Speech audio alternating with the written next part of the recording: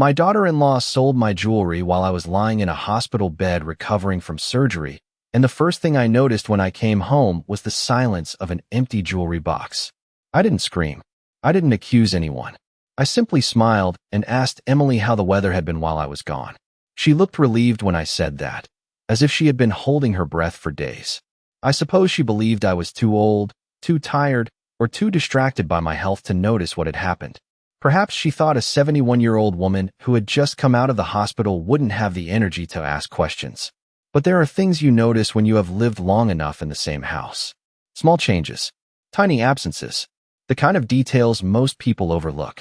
My name is Margaret Whitmore, and I have lived in the same two-story brick house outside Columbus, Ohio for 34 years. Every drawer, every cabinet, every creaking floorboard is familiar to me in the quiet way old homes become familiar companions. My late husband, Richard, and I raised our son Daniel here. We celebrated birthdays in the dining room, Thanksgiving dinners around the oak table, and quiet Sunday mornings with coffee on the back porch overlooking our small half-acre yard. When Richard passed away 5 years ago, the house became quieter, but it still felt steady, safe, until Emily came along. Daniel married Emily 3 years ago. She was charming when I first met her.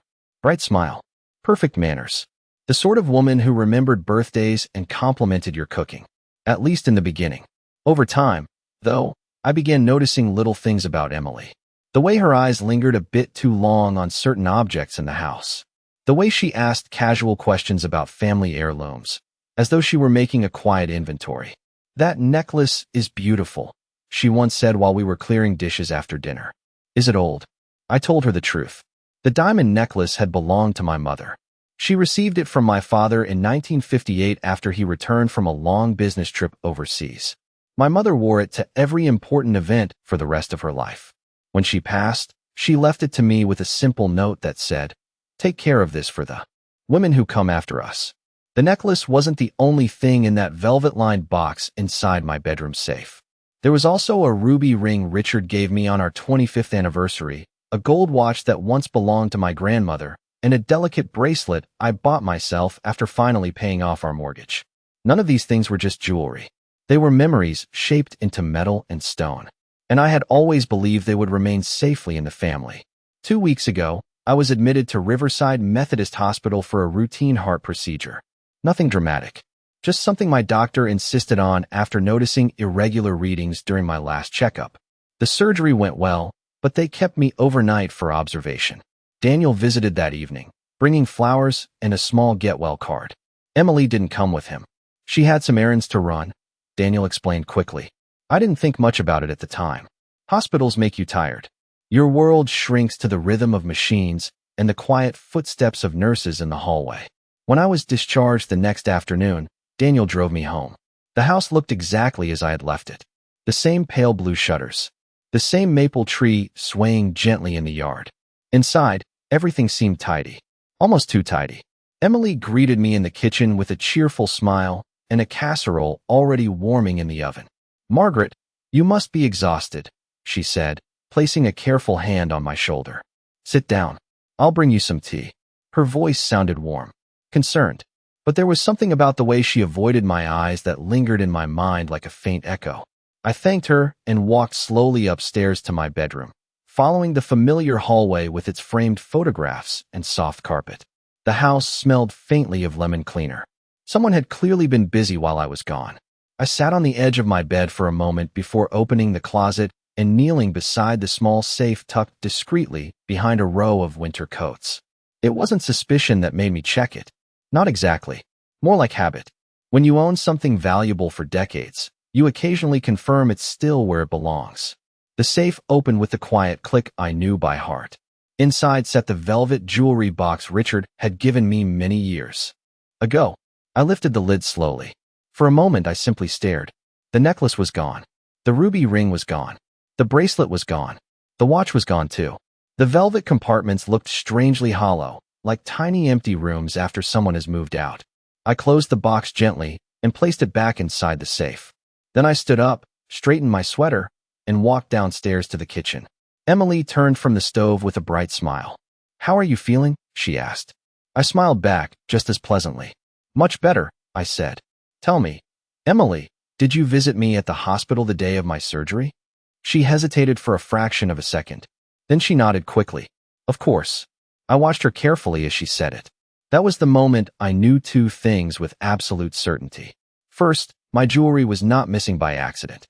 And second, Emily Whitmore had no idea how closely I had just begun paying attention. That evening I sat at the kitchen table with a cup of chamomile tea while Emily moved around the kitchen pretending everything was perfectly normal. The casserole she had prepared smelled pleasant enough, but I noticed she watched me carefully whenever she thought I was not looking. People who are hiding something always do that. They study your reactions the way a student studies an exam paper, searching for any sign they might have answered a question incorrectly. I kept my expression calm and tired, just as a woman who had recently returned from the hospital might appear.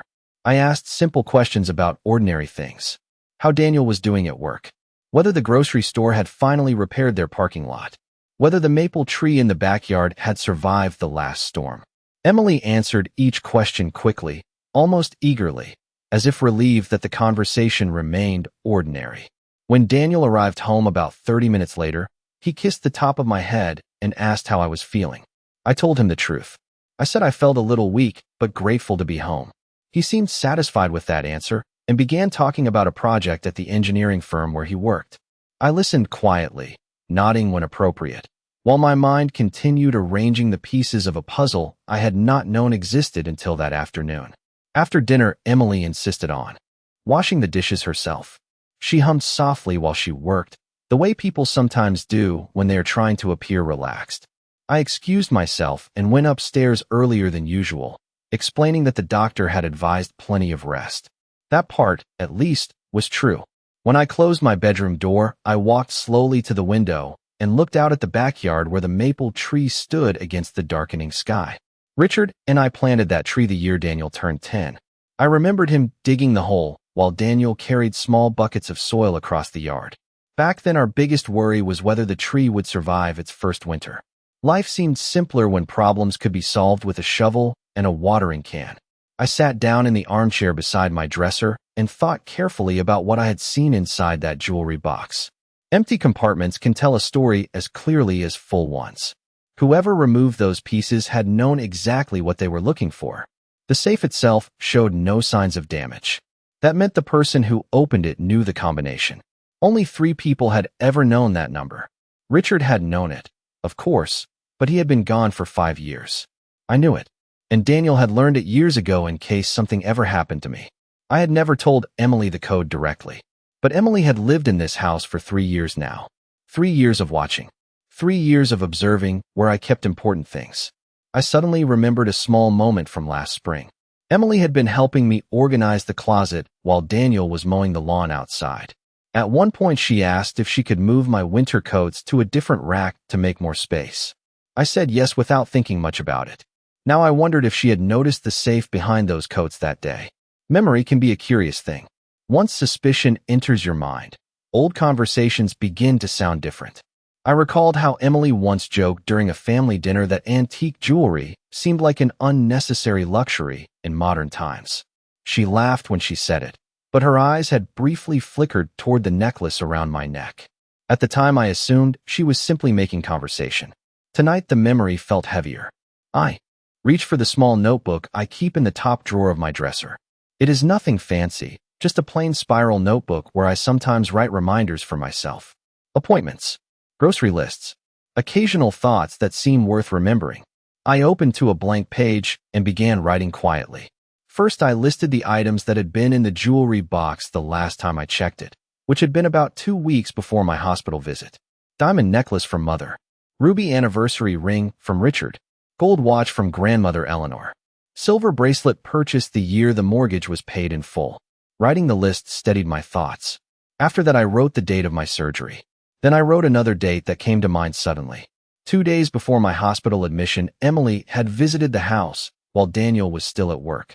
She said she wanted to bring me homemade soup because she knew I was nervous about the procedure. That visit lasted almost an hour. At the time, I appreciated the kindness. Now I wondered how much time she had spent walking through the house while I rested in the living room. I closed the notebook and placed it back in the drawer. Downstairs, I could hear faint laughter as Daniel and Emily watched television together. Their voices sounded normal, comfortable, like any young couple ending an ordinary evening. I turned off the lamp beside my chair and sat quietly in the darkness for a moment longer. The house had not changed. The walls were the same. The furniture was the same. But something inside the structure of my family had shifted without warning. And I knew one more thing with absolute certainty as I prepared to go to bed that night. I was not going to confront anyone yet. Not until I understood exactly how far this quiet little secret extended. I woke early the next morning, long before the rest of the house stirred, the quiet of dawn settling softly through the hallway outside my bedroom. For more than 30 years, I had followed the same morning routine in this house, and even after the hospital stay, my body seemed to remember it without effort. I walked slowly down the stairs, careful with each step, and brewed a small pot of coffee the way Richard always liked it, even though he had not been there to drink it for years. The kitchen window faced the backyard, and the first pale light of morning stretched across the grass, while the maple tree cast a long shadow across the fence.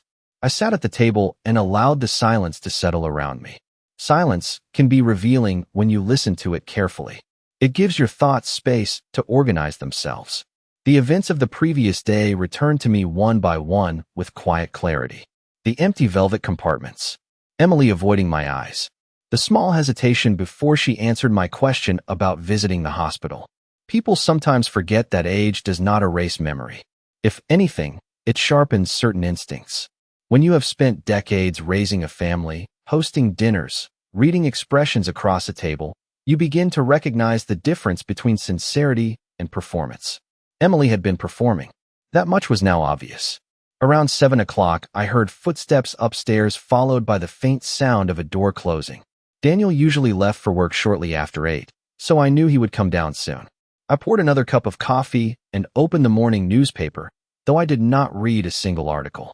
Instead, I listened. A few minutes later, Daniel entered the kitchen, still adjusting the sleeve of his shirt while glancing at his phone. He looked surprised to see me awake so early. He asked if I should be resting more after the procedure. I assured him the doctor had encouraged light movement and normal routines.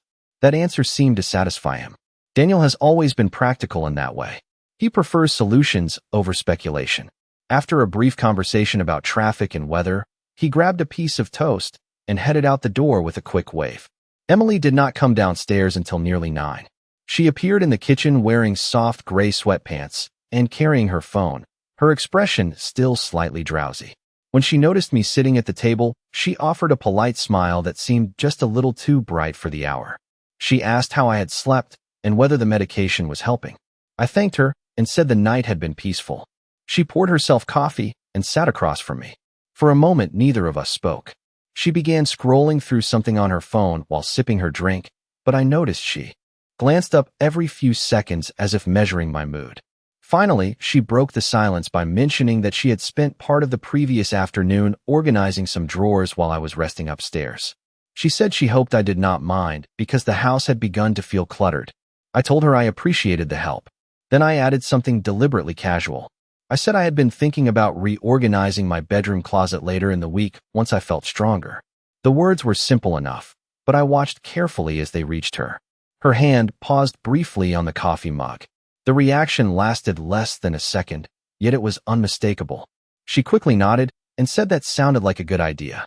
Then she stood and began rinsing her cup at the sink, turning her back toward me as though the conversation were finished. That small moment told me more than any direct confession could have. A person who has done nothing wrong does not become tense at the mention of a closet. Later that morning, after Emily left the house to run errands, I returned to my bedroom and sat again in the armchair beside the dresser. The safe remained behind the coats exactly where it had always been. I did not open it this time. There was no need.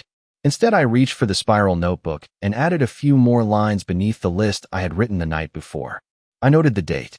I wrote down Emily's reaction when I mentioned the closet. Then I closed the notebook and placed it carefully back in the drawer. My next step required patience. Accusations made too quickly can destroy the chance to learn the full truth. If Emily had taken those pieces of jewelry, there would be a trail somewhere. Valuable items do not simply vanish into thin air. They move through pawn shops, jewelry counters, resale markets, places where someone eventually records a name or a transaction. I decided to begin with a phone call. There is a small jewelry store in the downtown district that has been there almost as long as I have lived in this town. The owner, Thomas Blake, attended church with Richard many years ago, and we have exchanged polite greetings at community events more times than I can count. If anyone in the city might recognize a family heirloom passing quietly across a counter, it would be Thomas. I walked downstairs, found the business card he once gave Richard during a charity fundraiser, and dialed the number printed in faded ink. The phone rang twice before a familiar voice answered. I introduced myself and asked if he had a few minutes to talk. His tone immediately warmed when he recognized my name. After a brief exchange about my health, I described the diamond necklace my mother had left me. I did not accuse anyone. I simply asked whether he had seen anything like it recently. The line grew quiet for a moment on the other end. When Thomas finally spoke again, his voice carried a note of careful hesitation that made my pulse slow in a very deliberate way. He said he believed he had seen that necklace only a few days earlier, and the woman who brought it into his store was someone he assumed belonged to my family. I remained silent for a few seconds after Thomas finished speaking, allowing the weight of his words to settle slowly in my mind. Outside the kitchen window, the maple tree moved gently in the breeze, its leaves shifting with a soft rustling sound that reminded me of quiet conversations from years ago. Thomas did not rush me. He had always been a careful man, the kind who understood that certain truths needed space before they could be acknowledged. Finally, I asked him a simple question. I asked him whether he was certain about what he had seen. Thomas answered with the calm confidence of someone who had spent 40 years studying diamonds under bright glass counters. He said the necklace was unmistakable. The central stone had a faint triangular reflection inside the cut that he remembered noticing years ago when Richard brought it in for cleaning. He told me he had even commented on how rare that particular reflection pattern was. There was no doubt in his voice. I thanked him for his honesty and asked one more question. I asked whether he had purchased the necklace. Thomas hesitated briefly before answering. He explained that the woman who brought it into the shop had asked for a quick appraisal first. According to him, she appeared impatient, almost anxious to complete the transaction. When he gave her an estimate, she accepted the offer immediately without negotiating. That detail caught my attention more than anything else. People who inherit jewelry with sentimental value rarely rush to sell it. They ask questions. They hesitate. They remember stories attached to each piece. Someone who accepts the first offer without discussion usually cares about speed more than memory. I asked Thomas if he remembered the exact day she came in. He said it was the afternoon of my surgery, around 3 o'clock. I closed my eyes for a moment and pictured that hour. At 3 o'clock that day, I had still been lying in a hospital recovery room with a heart monitor quietly ticking beside the bed while nurses checked my blood pressure every 30 minutes. Meanwhile, the necklace my mother once wore to family weddings had been resting on a jewelry counter across town. Thomas then said something that surprised me slightly. He told me he had assumed Emily had permission to sell it. When he recognized the necklace, he mentioned my name during their conversation. According to him, Emily smiled and said that I had decided to simplify my belongings after the surgery and that I had asked her to help handle a few things while I recovered. I opened my eyes slowly when he said that. The story was clever in a small way. It sounded reasonable enough to avoid suspicion from someone who did not know the situation inside this house. Thomas told me he believed her at the time because families often make practical decisions when medical issues arise. He said he did not finalize the purchase immediately because he needed to verify a few details about the stone, but Emily insisted she would return the next morning to complete the sale. That meant the necklace had likely changed hands by now. I thanked Thomas again and asked him if he still had a record of the transaction. He said of course. Every item that passed through his store required documentation. He also mentioned something else quietly. He said Emily had brought 3 additional pieces with her that afternoon. A ruby ring, a gold watch, and a silver bracelet. For a moment, the kitchen felt strangely quiet, even though the refrigerator hummed softly in the corner and a car passed slowly down the street outside. The list he described matched the empty spaces inside my jewelry box perfectly. Thomas explained that he had placed temporary holds on those items until the paperwork cleared, but Emily appeared very determined to finish the sale quickly. I told him I understood. Then I asked one final favor. I asked whether he could email copies of the appraisal forms and the purchase receipt if the transaction had been completed. Thomas did not ask questions. He simply said he would send them within the hour. After we ended the call, I remained seated at the kitchen table with the phone resting in my hand. The confirmation did not bring anger the way some people might expect. Instead, it brought clarity. Suspicion had turned into evidence. The pieces of the puzzle were beginning to fit together in a way that left very little room for doubt. I stood slowly and walked to the sink where the morning sunlight reflected off the clean counter Emily had wiped earlier. Everything in the room looked peaceful and orderly. That was the strange thing about betrayal inside a family home. It rarely leaves visible damage. The chairs remain in place. The dishes remain stacked neatly in the cabinets. Life appears ordinary even when something important has quietly disappeared. A soft notification sound came from my phone a few minutes later. The email from Thomas had arrived. I opened the message and studied the attached documents carefully. There were photographs of each item: the necklace, the ruby ring, the watch, the bracelet. Beneath the photographs sat a signature line with a name written in clear blue ink. Emily Whitmore. I stared at that signature for a long moment before closing the screen. Upstairs, the hallway remained quiet. Emily would probably return from her errands soon with grocery bags and polite conversation. Still believing the story she had told at the jewelry counter had never traveled back to this house. I placed the phone gently on the table and looked again toward the backyard where the maple tree stood in the afternoon light. That was the moment I realized something important. Emily believed she had already finished her plan. But from where I was sitting, the real story had only just begun. The afternoon moved slowly after I finished reading the documents Thomas had sent. I did not feel the need to look at them again because the image of Emily's signature had already settled into my memory with perfect clarity. Instead, I folded my hands on the kitchen table and allowed the quiet house to surround me once more. Outside the window, a delivery truck rolled past and disappeared down the street, leaving the neighborhood exactly as peaceful as it had been that morning. The strange thing about moments like this is how ordinary everything continues to look even when you know something inside your family has shifted. I thought about Richard for a long time as I sat there. My husband believed strongly in preparation. He was not the kind of man who waited for problems to appear before thinking about solutions. Years ago, after Daniel left for college, Richard had insisted we meet with a family attorney to organize our estate documents. At the time, I considered it overly cautious, but Richard simply said that clarity prevented misunderstandings later. I remembered the conversation vividly now because of the way he had emphasized one particular detail. He told the attorney that certain heirlooms in our home were meant to stay within the family line and that he wanted them documented properly. The necklace from my mother was one of those pieces. Richard believed objects with family history should carry responsibility along with their value. Sitting at the kitchen table that afternoon, I realized how fortunate it was that Richard had been so careful about such matters. The papers Thomas sent did more than confirm the sale. They also created a clear record of when the transaction occurred and who had signed the agreement. That kind of record can quietly change the balance of a situation without raising a single voice. I placed my phone in the drawer beside the refrigerator and poured myself a glass of water. My body still felt slightly tired from the hospital stay, but my mind had become very alert. The next step required patience, not confrontation.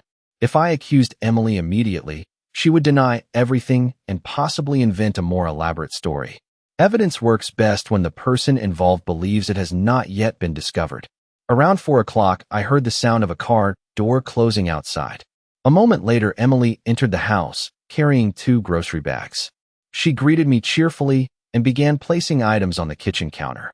Fresh vegetables, a loaf of bread, and a container of soup she said would be good for my recovery. Her tone remained warm and attentive, the same careful performance she had shown the night before. I thanked her and asked about her errands. She mentioned visiting the pharmacy and stopping by a clothing store that was having a seasonal sale.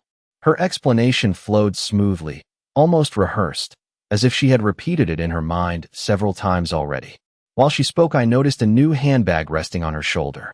It was a soft leather bag in a shade of pale brown that I had never seen before. Emily followed my glance and smiled.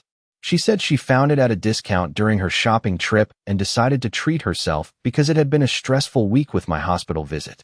I nodded politely. There was nothing unusual about someone buying a handbag, but there was something about the timing that settled quietly in the back of my thoughts. Later that evening, Daniel returned home from work and the three of us shared a simple dinner together.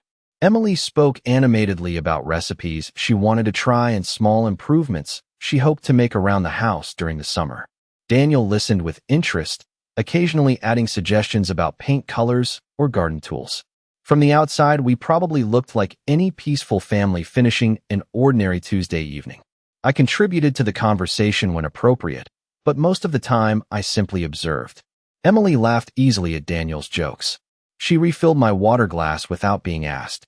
Every gesture seemed thoughtful. Yet once you know the truth behind someone's behavior, the performance becomes easier to see. After dinner, Daniel went upstairs to review some paperwork for his office, while Emily cleaned the kitchen. I helped dry the dishes, even though she insisted I should rest. As we stood side by side at the sink, she suddenly mentioned something that caught my attention. She said that dealing with family belongings could be overwhelming when someone grows older, and that sometimes simplifying possessions could make life easier. The sentence sounded harmless, but it carried a subtle implication. I dried a plate slowly before answering. I told her that certain objects were not simply belongings. Some items represented the history of a family and deserved to remain where they belonged. Emily nodded thoughtfully and said she agreed, but her eyes did not meet mine when she said it. A few minutes later, she excused herself and went upstairs. I finished placing the last dish in the cabinet and turned off the kitchen light before walking back to the table where my notebook still rested. I opened it and wrote down a few more observations from the day. The new handbag, the conversation about simplifying possessions. Small details sometimes reveal more than dramatic actions. When I finished writing, I closed the notebook and looked once more toward the quiet backyard through the window. Emily believed she had already benefited from what she had done. She probably assumed the matter was finished and forgotten. But patience has a way of turning quiet knowledge into something far more powerful. And I had already decided that when the right moment arrived, the truth would not appear as an accusation.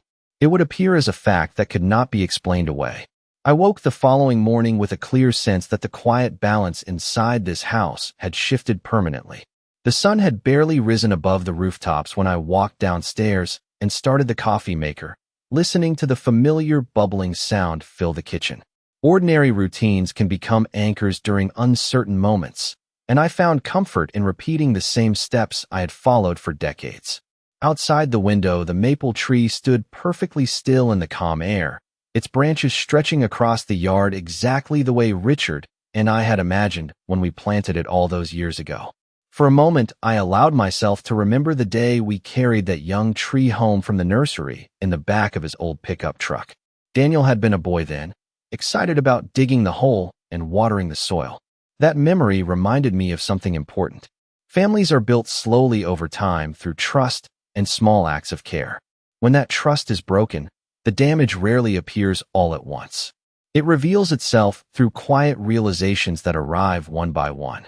I poured coffee into a ceramic mug and sat at the table with my notebook open in front of me. The list of observations I had written during the past 2 days looked simple enough on paper. The missing jewelry, the documents from Thomas Blake, Emily's signature on the receipt, the new handbag she casually introduced as a small purchase during her errands. None of these details required raised voices or dramatic accusations.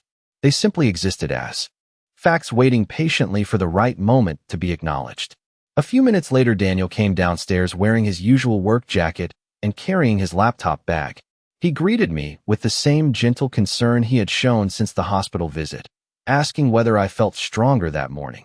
I told him I did. It was not entirely untrue. Physically, I still moved a little slower than usual, but mentally, I felt more focused than I had in a long time. Daniel poured himself coffee and mentioned that Emily had already left the house to meet a friend for breakfast.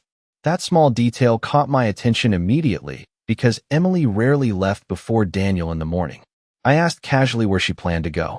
Daniel said she had not specified the location, only that she wanted to discuss something important with a friend from her old marketing job. I nodded and wished him a good day at work before he left through the front door. After the house grew quiet again, I returned to the notebook and added one more line beneath the others. Emily left early to meet someone. When you are trying to understand a situation, even small movements can matter. Around mid-morning, I decided to take a short walk through the neighborhood. The doctor had encouraged gentle exercise after the procedure, and the fresh air helped clear my thoughts. Our street had not changed much over the years. The same tidy lawns and familiar mailboxes lined the sidewalks, and several neighbors waved politely as I passed by. While walking, I considered the information Thomas had provided about the jewelry sale. If Emily had already received payment for those items, the money had to exist somewhere. People rarely sell valuable heirlooms without a purpose in mind. Perhaps she planned to use the funds for something she had not yet mentioned to Daniel. Or perhaps she believed the transaction would never be traced back to her. Both possibilities revealed something about her expectations. She assumed no one would investigate. She assumed the story about simplifying possessions after my surgery would remain unquestioned. That assumption was her first real mistake. When I returned home, I noticed Emily's car already parked in the driveway. She must have returned while I was walking. Inside the house, I heard the faint sound of music playing from the living room. Emily stood near the coffee table organizing several shopping bags, humming quietly as she folded tissue paper. She looked up with surprise when I entered and asked whether I had gone outside alone. I assured her the walk had been brief and refreshing. Then I noticed something else on the table beside the bags. A small jewelry box that did not belong to me. Emily followed my glance and quickly explained that she had purchased a pair of earrings during her morning outing. She lifted the lid to show them to me. The earrings were delicate and modern, far different from the older pieces that had once rested in my safe. I smiled politely and complimented her choice. She seemed pleased with the response and returned to arranging the items in her bags. But as she turned away, I noticed the faint outline of a receipt slipping halfway out of her purse. The paper looked remarkably similar to the type Thomas used in his shop. I did not comment on it. Instead, I walked calmly to the kitchen and poured another glass of water, allowing the quiet realization to settle inside my mind. Emily had begun spending the money she believed belonged to her now. She moved through the house with the relaxed confidence of someone who believed her secret remained perfectly hidden. Watching her that morning made one thing clear. She thought the story was finished. She thought the past 2 days were simply part of an ordinary week following my hospital stay. But I had already begun preparing something she had not yet considered. The truth does not need to shout in order to change everything. Sometimes it only needs the right moment to appear where everyone can see it clearly. The next few days passed with a strange sense of calm that only I seemed to recognize for what it truly was. Emily moved through the house with the same cheerful energy she always displayed, humming softly while she prepared meals or spoke to Daniel about weekend plans. From the outside, everything looked exactly the way it had before my hospital visit. The kitchen remained spotless. The living room furniture stayed neatly arranged. Even the maple tree in the backyard continued casting its long afternoon shadow across the lawn, just as it had every summer for more than 3 decades. But inside my mind, the situation had already shifted into something entirely different. Once you know the truth about a person, you begin to notice the small spaces where their story does not quite align with reality. One afternoon, I sat in the living room pretending to read, while Emily spoke on the phone near the hallway window. She kept her voice low, but certain words drifted through the quiet air clearly enough for me to hear. She mentioned a payment going through and something about finally feeling less stressed about finances. A moment later, she laughed softly and said she deserved a little freedom after helping take care of family responsibilities. When she noticed me glancing up from my book, she immediately ended the call and smiled as though the conversation had been nothing important. That was the moment I understood something else about Emily. She did not simply believe her secret was safe. She believed she had earned whatever she had taken. That quiet confidence explained the new purchases I had begun noticing around the house. A new handbag placed neatly on the chair by the door, a pair of delicate earrings resting on her dresser upstairs, even a small decorative lamp that appeared in the living room without explanation one evening. None of these items were extravagant, but together they suggested the beginning of a pattern. Emily was slowly converting the value of those heirlooms into pieces of her own life. Meanwhile, Daniel remained unaware of any change. My son had always trusted people easily, especially those he loved.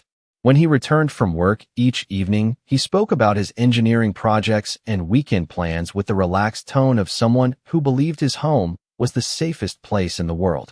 I watched him carefully during those dinners and realized how deeply he still trusted Emily. Breaking that trust without absolute proof would only damage the family further. That understanding strengthened my decision to remain patient.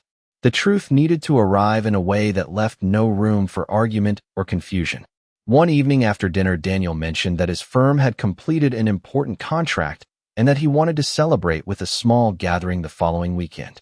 He suggested inviting a few close friends and perhaps Thomas Blake as well, since Thomas had known our family for many years. Emily agreed enthusiastically and immediately began discussing menu ideas and decorations. I listened quietly while they talked and then suggested something simple. I said it might be nice to host the gathering here at the house since everyone felt comfortable in this space. Both of them liked the idea.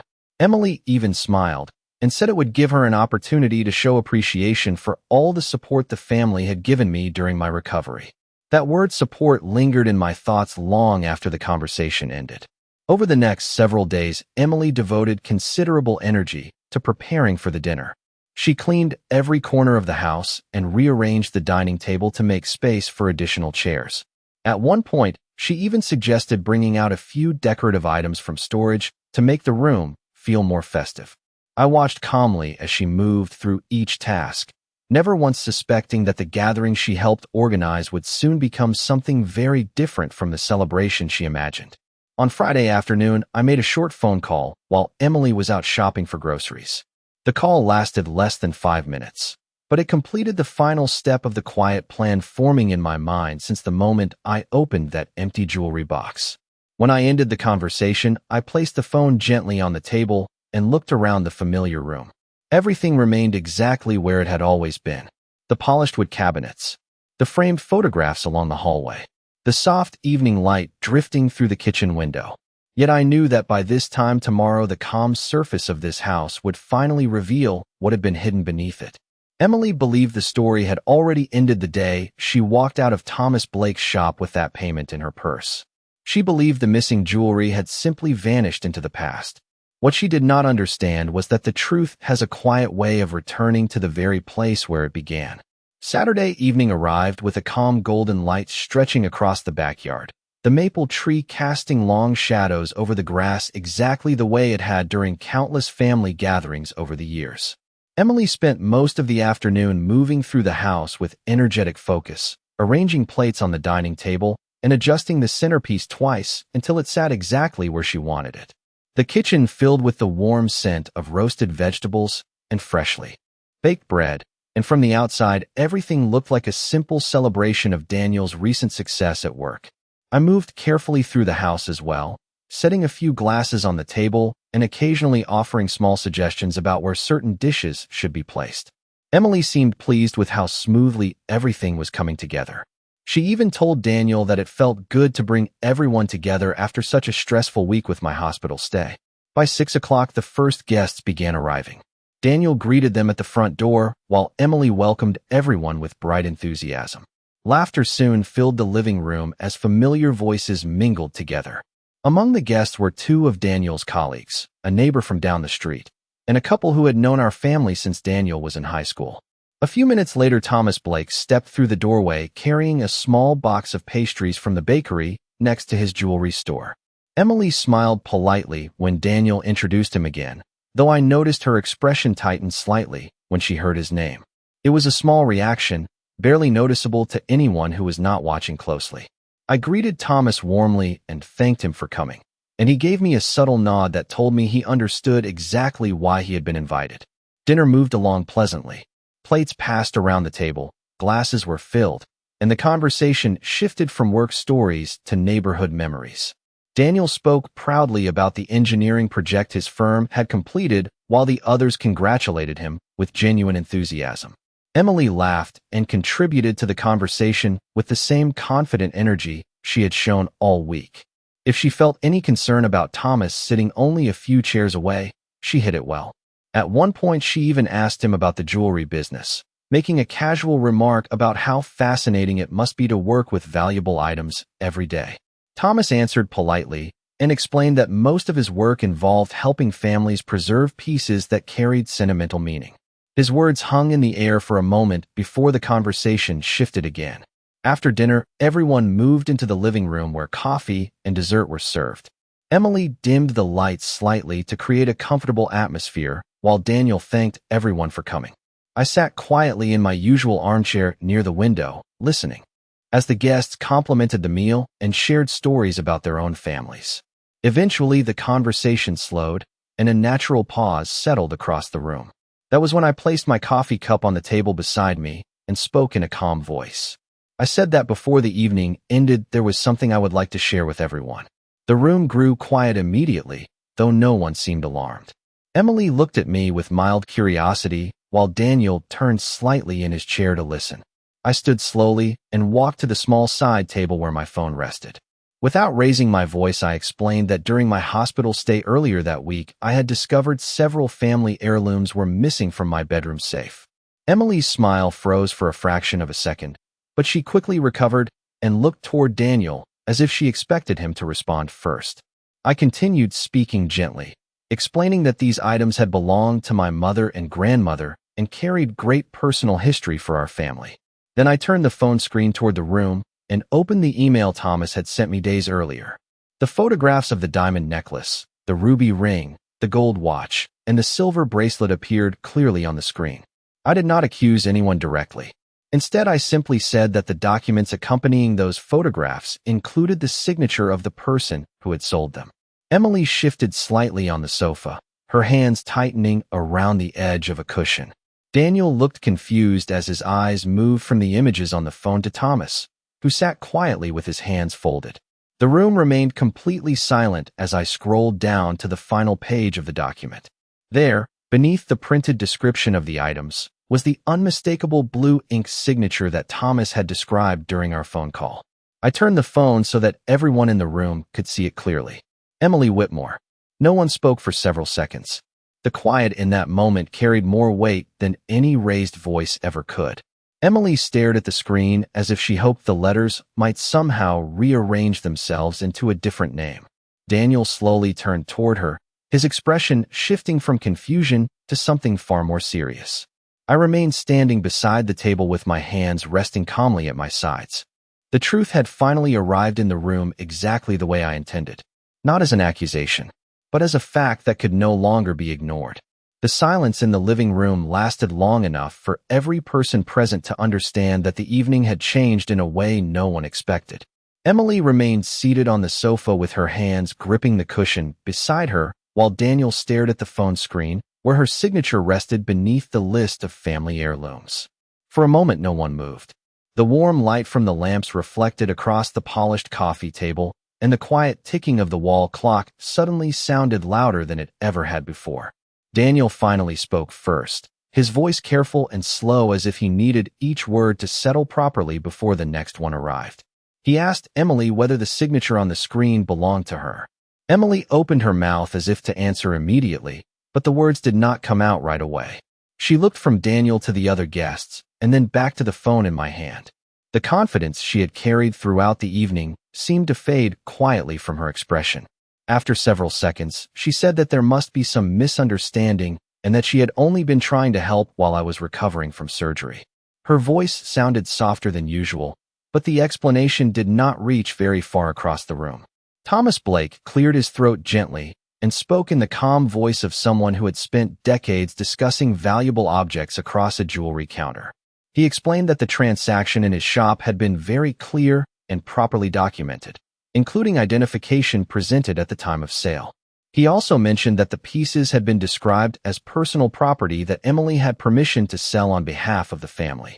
Daniel listened without interrupting, but his eyes never left Emily's face. I remained standing beside the table and spoke again with the same quiet tone I had used all evening. I said that I had never given anyone permission to remove or sell those items from the safe in my bedroom. I reminded everyone that the necklace once belonged to my mother and had been part of our family for more than 60 years. The ruby ring had been a gift from Richard on our 25th wedding anniversary, and the gold watch had belonged to my grandmother Eleanor. None of those pieces had ever been offered for sale. Emily's shoulders dropped slightly as the room absorbed those words. She tried to explain again that she believed simplifying certain possessions would make things easier for the family after my hospital visit. But this time the explanation sounded uncertain even to her own ears.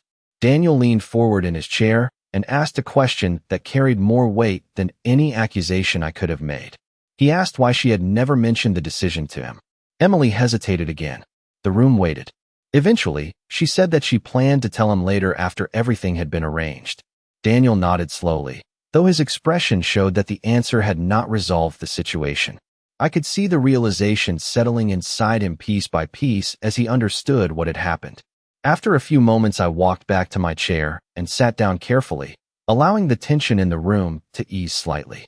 Then I said something that changed the direction of the evening in a way Emily had not expected.